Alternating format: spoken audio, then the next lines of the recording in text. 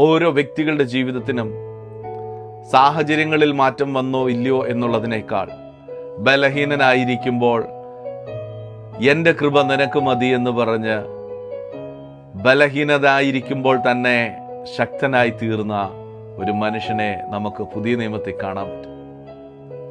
വിക്കനായിരുന്ന മോശയെ 6 ലക്ഷം കുടുംബത്തെ നയിക്കാൻ തക്കവണ്ണം ദൈവം ഉപയോഗിച്ചത് കാണാൻ പറ്റും.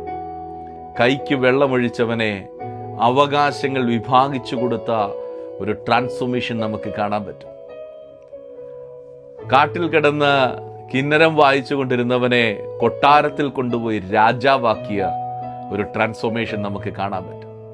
ജയിലിൽ കിടന്ന സ്വപ്നക്കാരനെ കൊട്ടാരത്തിന്റെ പ്രധാനിയാക്കിയ ദൈവപ്രവൃത്തി നമുക്ക് കാണാൻ പറ്റും. അടിമത്തത്തിലായിരുന്ന ദാനിയേലിനെ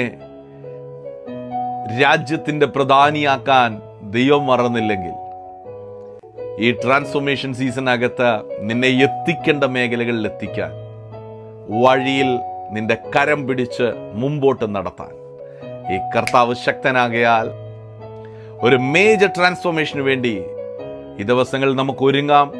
ദൈവശബ്ദത്തിനൊത്തവണ്ണം നമുക്ക് ഒരുമിച്ച് ചലിക്കാം. ഒരു പ്രൊഫറ്റിക്കൽ ഡയറക്ഷൻ നിങ്ങളുടെ ലൈഫിൽ ഉണ്ടാകട്ടെ.